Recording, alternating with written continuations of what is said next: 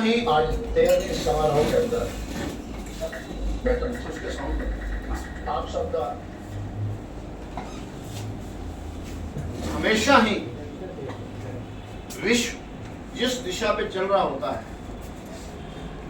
उसकी दूसरी दिशा क्या है वो देखने और दिखाने का प्रयास किया। अभी तक जगत के अंदर, पूरे मानव समाज के अंदर ये बात प्रचलित है कि सिक्का वही खरा है जिसके दो पहलू, और जिस सिक्के के एक पहलू होता है उसे हम मार्केट में नहीं चलाते, उसको हम खोटा मगर खुद ही की बात को हम समझ नहीं पाए।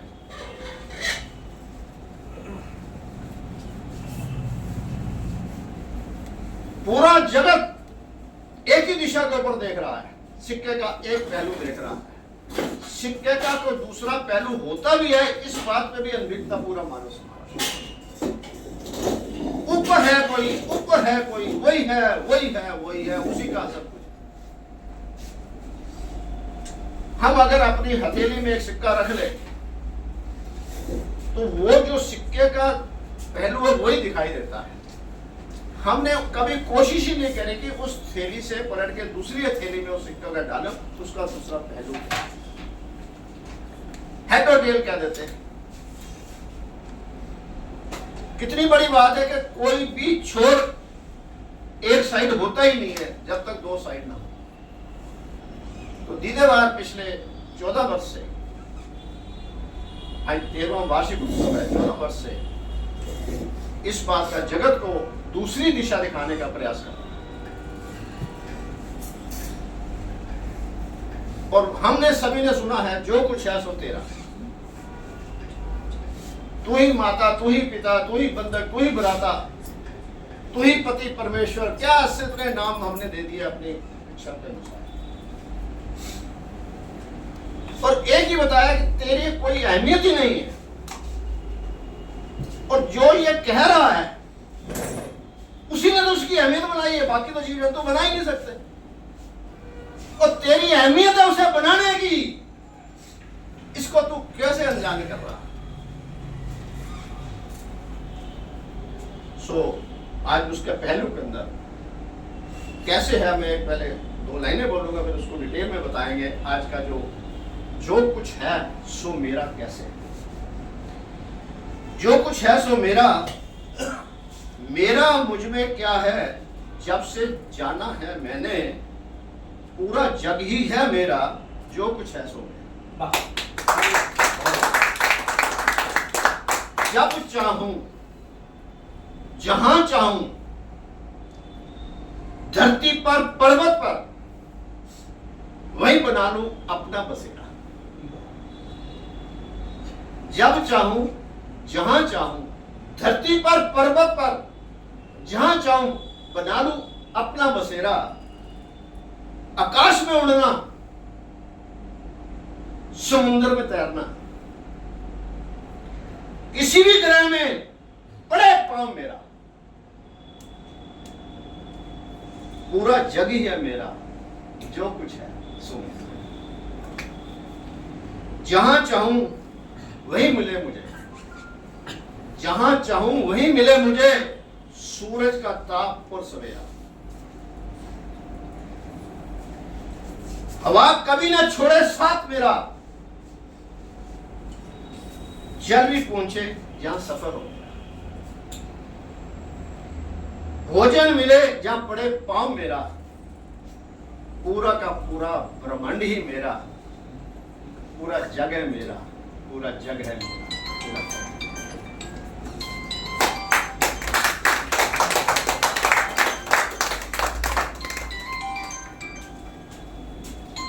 इसको कविता के रूप में कहा, अभी वीडियो में भी आपने देखा। हमें यह कहा गया है, हमारे ऊपर जो बातें दी गई हैं,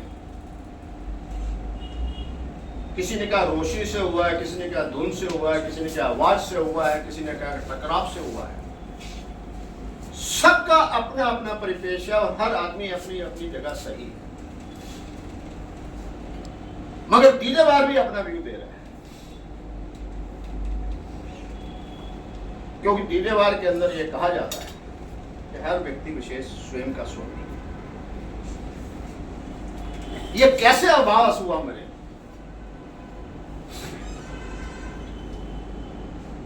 चालीस साल के सफर के अंदर, 30 साल के सफर के बाद, 10 साल पहले, 15 साल पहले जब मुझे इसका ज्ञान मिला, तो मैंने देखा कि मेरे जीवन में जो परेशानियां आ रही हैं, जो दिक्कतें आ रही हैं, जो टकराव हो रहा है, उसका कारण क्या है? आ जाइए।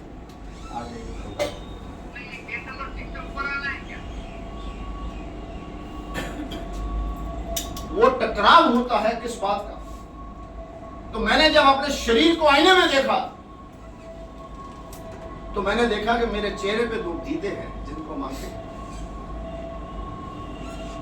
और ये दीदे जिसका दर्शन अर्थात जिसके दीदार कर रही हैं, पूरे जगत का दीदार कर लेती हैं, पर अपने उस चेहरे पर जहां इनका रेजिडेंस है उसका दीदार नहीं कर सकते। और कितनी अद्भुत बात है, ये पूरे जगत को देख लेती है और आपस में एक दूसरे को देखने के सक्षम नहीं। यहीं पर मेरे को एक अनुभूति हुई, जिसने इन दीदों ने जिसके किए दीदार, मानव ने उसे ही बना लिया जीवन का आधार, स्वयं खो गया, जो करे स्वयं के दीदार वो है दीदेवार, वो है दीदेवार, वो है दीदेवार।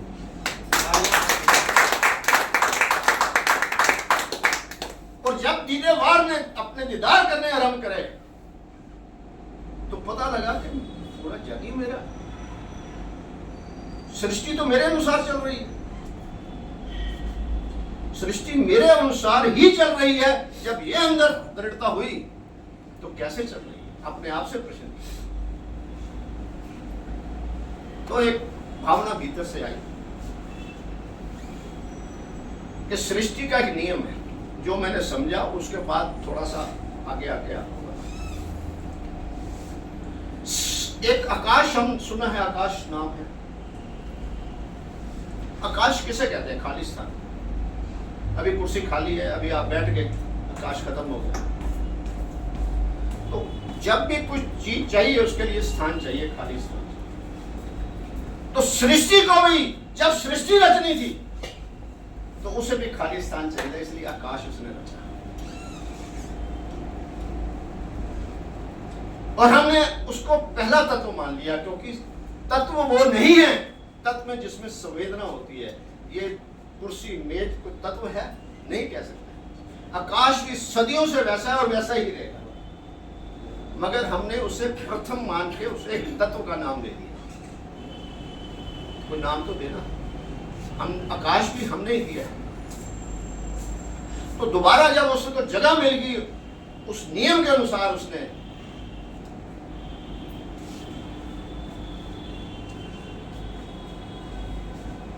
फिर ग्रह नक्षत्र बना दिए। ग्रह नक्षत्र बनाए,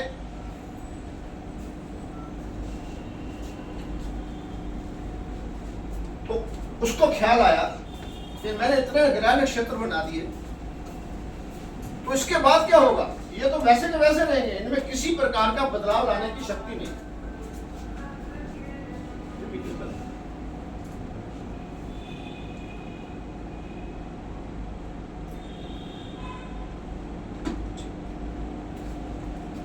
तो उसने एक ऐसे ग्रह के अंदर जीव प्राणी रच दी, अनेकों जीव प्राणी रच दी। मानव ने उसके अनुसार को गिनती दी है, और फिर उसके अंदर एक भूल हो गई कि मैंने जीव प्राणी तो रच दिए, पर इनको अपने जीवन में किसी प्रकार की बदलाव देने की मैंने शक्ति ही नहीं दी। जिस जीव को मैंने जैसा ही रच दिया वो वैसा ही उसका जीवन रहेगा, किसी भी प्रकार का वो बदलाव नहीं कर सकता।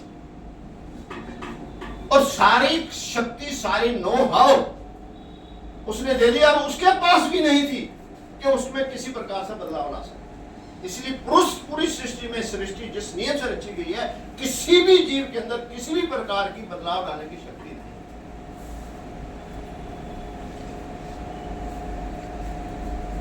यहां भूल हो गई कि ये तो वैसे का वैसे रहेगा, तो सृष्टि तो रच दी, पर इसे चलाएगा कौन? चलाने की शक्ति उसके पास नहीं थी। फिर उसने एक ऐसा जीव रचा जो अपने मन का विकास कर सकता है, और जो मन का विकास कर सकता है उसने स्वयं को माना, और इसी मानव ने फिर एक भूल कर दी। अपनी शक्ति को पहचानने के स्थान पर अपने मन द्वारा एक इष्ट रच दिया, अपने अपनी सुविधा का। वो अपनी टांगों पे, अपने जीवन पे, अपने विचारों पे, अपनी ऊर्जा पे विश्वास न करके एक सहारे को ढूंढना शुरू करा, तो उसने अपने मन द्वारा अपना अपना इष्ट रचा। किसी इष्ट ने मानव नहीं रचा है, हर मानव ने अपने अनुसार अपना इष्ट रचा। और फिर जब इष्ट रचा तो वो अपने आप को मनुष्य कहने लगा, क्योंकि मैंने अपने मन द्वारा। फिर मानव के साथ एक फिर भूल हो, जिस मानव ने अपने मन द्वारा इष्ट रचा, जब वो अपने रचे हुए मानव को इष्ट को व्यक्त करता, और जो व्यक्ति उसकी बातों से, विचारों से सहमत हो गए, तो वो व्यक्तित्व जो है उसका निखार करके एक समुदाय बन गया। तो मेरे विचार से कोई और समुदाय बन गया, आपके विचार से कोई, और ये विचारों का डिफरेंस था जो हमने संप्रदाय बना दिया और बाद में धर्म का नाम बना दिया। यहां मानव की भूल है, ये विचार है। और जब मैंने अपने प्रोफेशन के द्वारा सभी ग्रंथ, हिंदुस्तान के अंदर सबसे पहले मैं प्रिंटिंग का कंप्यूटर लेके आया था 1980 में, तो मैंने जब पंजाबी के अंदर, गुरमुखी के अंदर सारे ग्रंथ करे, तो जाने अनजाने मेरे अंदर वो कम है, तो सबका ज्ञान मुझे मिला। तो सभी ग्रंथ एक ही बात पढ़े हुए हैं, ग्रंथ नहीं अड़ा था कोई, ग्रंथ ने निष्पक्ष होकर मानव के लिए रचा था, मगर उसके मानने वाले सब एक ही जगह पे अड़े हुए थे कि मैं ही ठीक हूं। ये किसी ने नहीं कहा कि मैं भी ठीक हूं, तू भी ठीक है। और ये डिफरेंस मेरे मन से निकल गया, क्योंकि मैंने सबको सुना, पढ़ा, तो देखा सब अपने अपनी विचारधारा थे, अपने अपने एंगल से सही लगा, मगर हमने सबको सुना नहीं है। बचपन के अंदर हम एक कहानी पढ़ते थे, एक 5 बच्चों की आंखों में पट्टी बांध दी और हाथी उनके सामने ला दिया, तो सभी ने हाथी को पहचान के लिए, किसी ने खंबा कहा, किसी ने रस्सी कहा, किसी ने सांप कहा, पर हाथी किसी ने देखा नहीं था। जिसने जो ज्ञान था उसी को था, तो पूरे विश्व के अंदर किसी ने हाथी दिखाया ही नहीं, देखा ही नहीं। ये भूल होगी मानव से। तो हम हाथी का जिस एंगल को देख रहे थे उससे ही पूर्ण मान रहे थे। तो इस बात को देखते हुए ये विचार आता है। फिर इसके साथ पैरेलल सबसे पहली बात, अगर हम यहाँ फंक्शन कर रहे हैं तो जो भी आता है, हम घर में ब्याह शादी होती है, कुछ भी करते हैं, मकान बनाते हैं, कुछ भी करते हैं, तो उसकी तैयारी करते हैं, तो यहाँ उसका इंतजाम पहले किया होगा। ये स्वाभाविक रूप से है। तो सृष्टि रचयिता ने जब जीव रचा, तो उसने जीव के जीवन के लिए क्या आवश्यक थी वो चीजें उसे दी। उसका आगमन से पहले ही उसका इंतजाम रख दिया।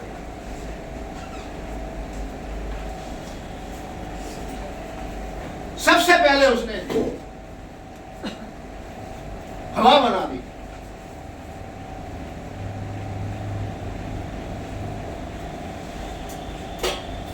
जो जीवन के हर जीव की श्वास की इस प्रक्रिया के लिए सबसे पहले वायु की आवश्यकता। और कितनी अद्भुत बात है, इस धरती के ग्रह के ऊपर जो जीव जिस जगह पर उसका आगमन हुआ है, जिसको हम जन्म कहते हैं, उसे कहीं जाना नहीं पड़ता। हवा वायु उसे वही मिलती है, श्वास नहीं, उसका इंतजाम पहले करना है। दूसरा, उसे शरीर को अंदर थोड़ी सी हलचल के लिए अग्नि चाहिए थी। तो कोई भी जीव इस धरती पे कहीं का भी उसका आगमन हुआ है, सूरज का ताप उसे वही मिला, उसका कहीं उसे जाना नहीं। फिर जीवन के लिए सबसे अहम है जल। जल ही जीवन कहा गया। जिस ग्रह में जल नहीं है वह जीवन। और जल भी बरसात के रूप में नदी नाले के ऊपर सब जगह जो भी जीव कहीं पर भी है उसे वही प्राप्त हुआ है, उसे कहीं जाना नहीं।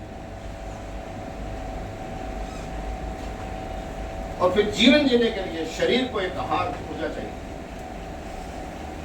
तो वनस्पति सबको वही मिली है धरती के अंदर। कहीं कोई भी जीव इन चार चीजों के बगैर जी नहीं सकता, और इन चार चीजों की आवश्यकता जो है उसे वही मिलती है। ये सृष्टि का नियम।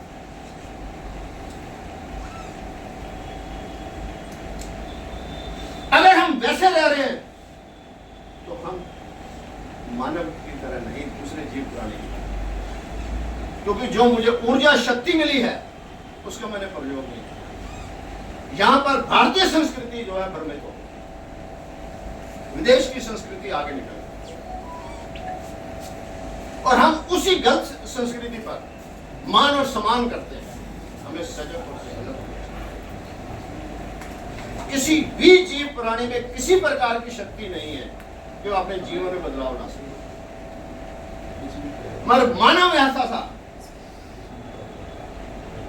उस जंगल के अंदर उसे लगा कि नहीं, मुझे कुछ बाहर जाना है, मुझे टांगे मिली है, टांगे से बाहर। वो जैसे ही बाहर निकला तो उसे लगा कि मुझे जल्दी पहुंचना है।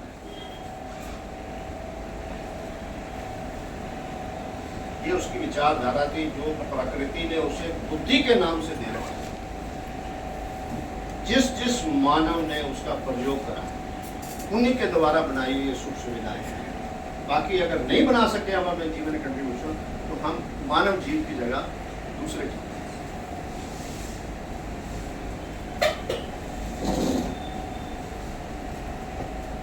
तो क्या हुआ?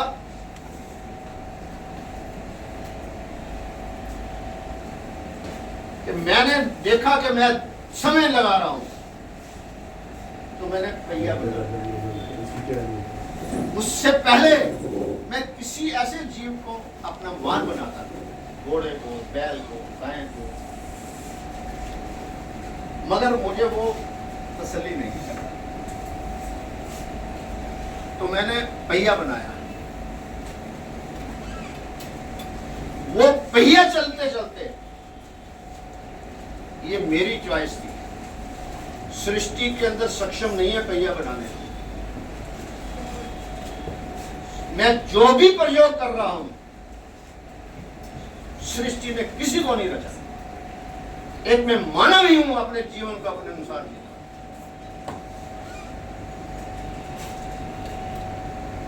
मेरे को कितनी लिमिट दे रखी है तूने? मैं लिमिट में रहने वाला नहीं है। मैं अपनी ऊर्जा और शक्ति का प्रयोग, जो कुछ है मेरा, मैं पूछता हूं अपने आप से, सारे अपने आप से पूछो। इस धरती के अंदर कहीं पे भी जाते हैं, क्या वो सक्षम है वो चार अवस्थाएं रोक सके? उसके अंदर ताकत ही नहीं है। हमें जो चार हमारे जीवन की आवश्यकताएं हैं, आकाश तो है ही, जल, अग्नि, वायु, पृथ्वी, हमें सब जगह प्रोवाइड होती है कि नहीं होती? तो इसका मालिक कौन हुआ? है तेरे अंदर ताकत तो लेकर दिखा। इसका मालिक में वो, जो कुछ है मेरा है, मैं जहां चाहूंगा तेरे को देना पड़ेगा। ये सक्षम। हम अपने नियम के अनुसार देखते, उसे पिता का दर्जा तो दे दिया। अरे पिता की जायदाद तो संतान को मिलती है, संतान की जायदाद पिता को नहीं मिलती। मेरे मिटाई हुई चीजें तू इस्तेमाल नहीं कर सकता, तेरी बनाई चीजें का हकदार हूं, मैं वारिस हूं, ये जो कुछ है सो मेरा, जो कुछ है सो स्वयं से प्रसिद्ध करें। बहुत बड़े खिलवाने आ रहे हैं हमारे पास, सबका वेलकम।